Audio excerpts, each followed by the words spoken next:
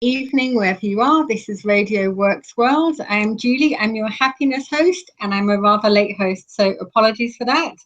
I was having some issues with my laptop, so I switched from Chrome to Mozilla and forgot that we did this on Google. But I'm here now, and I hope you've all had an amazing few weeks. It seems like ages since I've spoken to any of you, even though I never feel like I'm speaking to you. I have all kinds of exciting things to tell you about today. If you saw the title of my show, you may be intrigued. I've been going through a lot of changes the past few weeks. So I'll give you some background and hopefully I can catch you all up in the next minutes. So probably about 3 months ago, I realized that, although I have many wonderful, amazing things in my life and I'm very abundant and very blessed and I have many things to be grateful for, and although I seem to be able to attract almost anything I wanted at will into my life, the one thing I couldn't seem to attract was money, which, if you live in the same world as me, you may be aware that it comes in useful sometimes. And in personal development and the law of attraction, spirituality, we all know that it's just energy and it's no different to anything else. And that's great until you try and explain that to your landlord or the electricity company when they want to know why you're not paying them. And you say, hey, it's just energy, I can give you a hug. And it doesn't always work so well. I started looking into this and I was aware that I had some money blocks, and I tried working on various things myself. And I have a money attraction corner, and I was saying affirmations, and I tried EFT, and not a lot of things were changing. So I realized this was probably something that I needed help with. It wasn't something I could fix on my own. And I looked into kinesiology, and through that I discovered something called theta healing. Healing is an incredible healing modality that was designed by an American lady called Diana Steigel. And I went along to a meditation evening and I found a healer who said that he could clear my money blocks. And I was like, hooray, this time next week there'll be just endless zeros in my bank account and all will be wonderful. A few sessions with him and things were getting better. But then I would say things like, I will have money in the bank tomorrow. I will have money in the bank tomorrow. This money will come in. And then again, I realized one of the things you have to do when you're manifesting is to be very specific. And this was really brought home to me a few weeks ago when I was waiting for a refund to come into my bank account for something.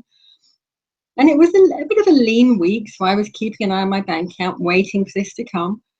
And then I looked one morning and I was like, yes, there's that money. And I looked 10 minutes later, I said, oh, and bye-bye went that money. Because what I was manifesting was for money to come to me, but not for money to stay to me. So again, I thought, well, there's clearly another issue. I will go back to my healer, have another session. And during the session, he said, have you considered becoming a healer? Because I think you're very intuitive. I think you'd be a great healer. I think you should do that. And I said, yeah, that sounds like an amazing idea. There's a small problem with this, because when you're having some money block and cash flow issues, it's not easy to find quite a large amount of money to go and do a healing course. But then, of course, I remembered that I have magic power, so I was able to manifest a course. And through several sessions of healing, I was able to clear my money blocks. And I found that although I'd done various things and I had muscle tested, so I was on top of things, like I had no issues with being wealthy, I was okay with being abundant. Strangest thing happened. I was in the middle of a session. My healer looked at me very surprised and she said, to muscle test for I hate cash. And we all looked at each other and thought, well, that's ludicrous. Why would anyone feel like that? And I tested yes.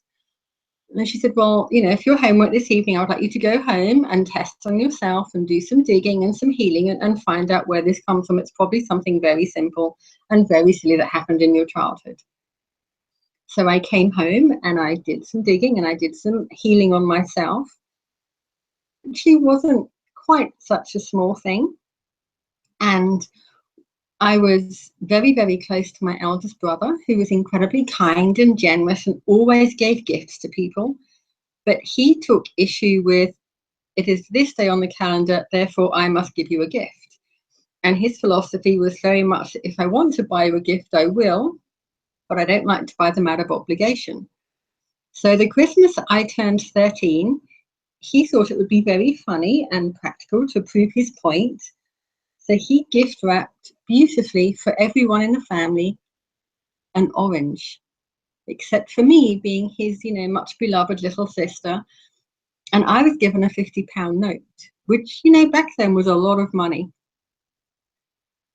Quite honestly, the world went crazy. There was a huge family fight. My sister was screaming at me, "You don't deserve that. Who are you to have so much money? What have you done for that?" And she stormed out of the house and took my niece and nephew with her. And it pretty much, destroyed that Christmas. And then a few months later, my brother died. And it transpired through a healing that I had taken all this on as a belief system. And I had taken this on that I wasn't worthy and I didn't deserve cash and I shouldn't have it. And if I had it, I should get rid of it as quickly as possible. And I had also blamed myself for his death. And I felt that had I not accepted that money, everything would be well and he would still be with us. So all of that was cleared, which was, thankfully amazing, because it means now I get to do things like, crazy things like pay my rent and eat. And that's always, a good feeling. Went back the next week for some more training. Well, I sort of skipped a bit. I spent the first week sobbing in tears and having all kinds of emotions and clearings and fears coming out. And then at the beginning of this week, I went back for my next training session. And we were discussing what stops people from healing. And, if someone doesn't want to be healed of something, they won't heal. And then we were discussing what would stop someone from wanting to be healed, or why you would not want to let go of a fear. And as they were talking, this deeply resonated with me. And I almost, when you have something on the tip of your tongue and you want to say it, but you think, if I say this out loud, it's just out there in the world now. And, I don't know where that leaves me. So I sat on it for a few days and I would come home and meditate. And then I realized I had one really huge fear. And I'm not going to lie to you, it hasn't completely gone because I'm kind of goosebumpy already thinking about this. And I was raised my whole life as a confirmed atheist. There was no question in my household growing up. It wasn't agnostic. It wasn't like, well, maybe this. It was just, no. There is nothing out there. It's you against the world. There's nothing to believe in. And that's the way life is. And had you asked me a year ago if I was an atheist, I'd have said, absolutely, yes, don't believe in any of that. It's just nonsense. It's just a crutch. It's just for people who aren't sure of themselves, not realizing I was one of those. And I've had this conversation recently with friends and said, even 3 months ago, if you'd asked me, I'd have said, well, I don't know if I'm an atheist, but I don't know what I am. So when I'm training to be a healer, and part of what we do is connect the creator of all that is, or God, Allah, or who, whichever name you're happy with, I realized that there was a sudden impasse there with me, because as a healer, if I'm going to do this modality that I seem to be very good at, I've already healed some people and cleared some blocks. But one of my biggest fears was, how do I keep my own identity and move forward with my life and this path that I'm moving towards? And I realized my big fear was that, having identified as an atheist my whole life, if I let go of that, then who am I? It's like, well, if that's not me, then what have I been doing with my life, and who am I now, and how do I go forward with this? So I meditated that on a while, and then I remembered that it wasn't that long ago that I actually even wrote a blog post on this about, are atheists allergic to labels? And I realized for me it was deeper than being a label, as many of us do. We all have labels that we identify with, whether it be mother, daughter, son, teacher, preacher, gardener. We all have a label that we use as our identity rather than just describe what we do. And I realized for most of my life, that was one of the things I identified myself with. I was it sounds nothing like fun. I was a depressed, unlucky, really miserable, really unhappy, really unsuccessful atheist that everything went wrong for.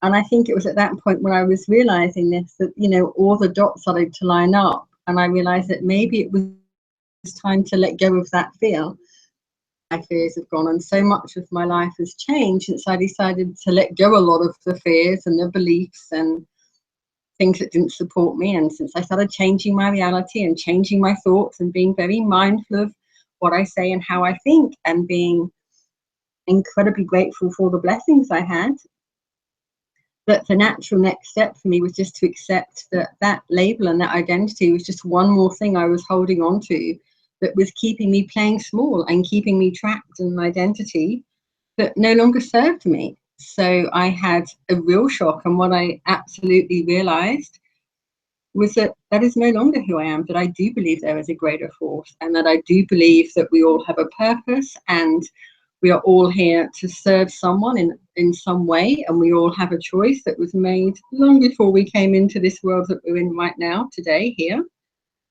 And that when you accept that and realize that you don't have that much control, it's a whole lot easier just handing it over and saying, you know what, I'm just going to go with it, because whatever's meant to come to me is going to come to me. That's the way it's designed. That's just the way it is. So that's a very, very short, very quick roundup of my last few weeks and my journey from being an atheist to being a healer that works with the divine source. And I know we only have a few minutes because I was late and someone's coming in behind me to share some new amazing stuff with you.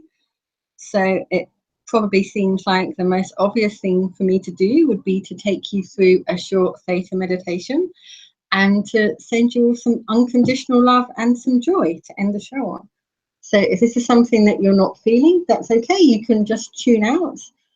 But if you are okay, I would like you to just close your eyes and go with this for the next few minutes. So I would like you to sit yourselves comfortably and close your eyes. Take a deep breath, relax, and imagine that the Mother Earth energy is coming up through the soles of your feet, up through your calves and up through your knees and your thighs, up through your hips and your chest and your shoulders and along your arms, up through your neck and down your spine, up into your scalp and your forehead, out of your head, up into your crown chakra. Imagine that you are being placed in a ball of light which keeps you safe and protected. Nothing can happen to you while you're in this ball of light. I want you to imagine that you're going up, up, up above your house, looking down upon it, looking down upon London, looking down upon England, looking down upon the earth and going up, up, up, higher and higher, up through the solar systems, up through the other galaxies, up through the dark lights and the bright lights, until you see a jelly-like rainbow-coloured substance, which is the laws of the universe, and head towards a pink mist, which is the law of compassion. Bring that into your bubble with you. Go up higher and higher through the golden lights of the ascended masters. Go higher and higher until you see a bright white light, which is the divine source. It's brighter than the sun, but it doesn't hurt when you look at it. Go up, up, up into that white light. If you see a door or window, go up into that. Go up higher and higher into the white light. Imagine your bubble dissolving and absorb all the light that you can see around you and take it into every cell of your body and relax. And I'm just going to send you all some unconditional love and instant healing to end your evening with.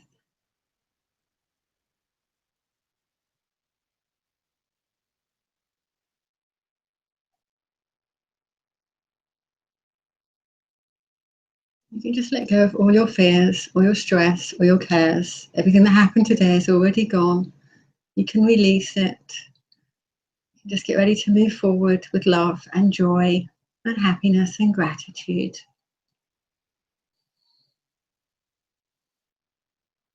And then you can go back into your bubble, wrap the pink mist around yourself again, come down through the white light, down through the golden light, down through the universal laws, down, down, down through the dark lights and the bright lights, down through the solar system, down into Earth, back into wherever you're sitting. When you feel comfortable, you can open your eyes and then imagine the light going down through your body, down through your feet. Imagine there are roots coming out of your feet going back into the earth. Wrap them tightly around the earth to ground you and send that energy back up through your body, up out of the top of your head. And now you should be ready to have a beautifully relaxing evening full of nothing but joy and unconditional love. And Marina, I think that takes us just about to my allotted time.